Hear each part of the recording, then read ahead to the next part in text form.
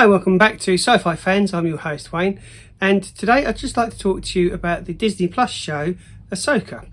For those of you that are unaware what an Ahsoka is, she's a character from Star Wars and she has her own show on Disney Plus. The show's getting a lot of criticism for its poor writing, storytelling, and it's just not what people envisaged.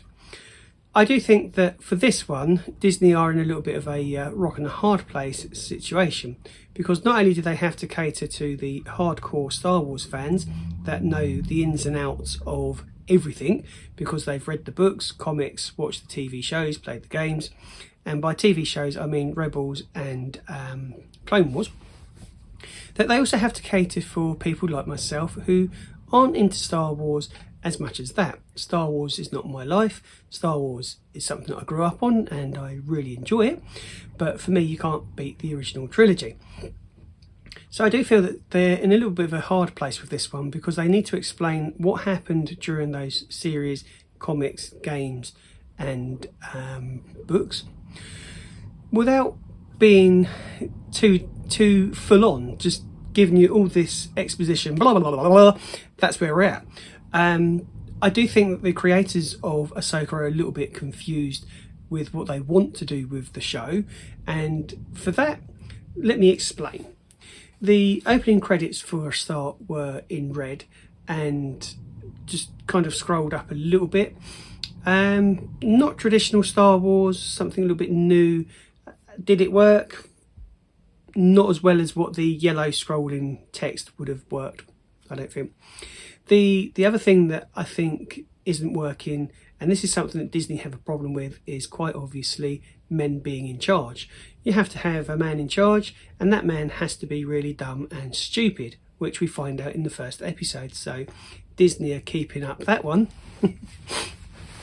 The other thing though that I think that what they have to do is give you the history of Ahsoka and Sabine in a set time frame of only 30 minutes, and they're doing that very gradually.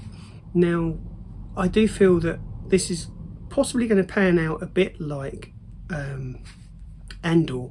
Andor was a very slow paced show, but the end result was really worth it. We got a massive payoff with that, which I really enjoyed. I think this is going to be the same with Ahsoka. So if Disney could only write better male leads, perhaps they might not get into so much criticism. The tension between the two characters, Sabine and Ahsoka, is pretty good. The dialogue though, and I think this is something that's getting overlooked, the dialogue is spot on. With the fact that you had Hera taking on the council, the new leaders as they were, the new Senate, and not getting any support with hunting down Thrawn, who, to be honest, I haven't got a clue who he is. I know he's a baddie because I've been told he's a baddie, but I don't know any of his history or anything. That was quite a well done scene when you rewatch it. Another thing that got me thinking perhaps this isn't as bad as what other people are saying is the fact that you had Hayon, the droid that's voiced by David Tennant, explaining to Ahsoka that she comes from an unorthodox line of Jedi, which is true. Look at who taught her, look at who taught him. Obi-Wan, Anakin, Obi-Wan, Qui-Gon. So there's that element to it as well. The pacing could definitely be upped a bit, and that might happen.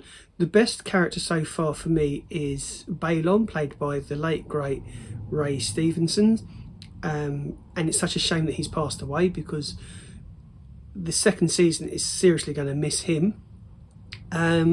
So overall, I'd say that Ahsoka is not the world's best Star Wars. It's not the world's worst either. There is a bit of confusion because I think the opening credits just remind me, and the theme tune just reminds me of The Expanse, and that is something that Ahsoka will never be, is anything like The Expanse.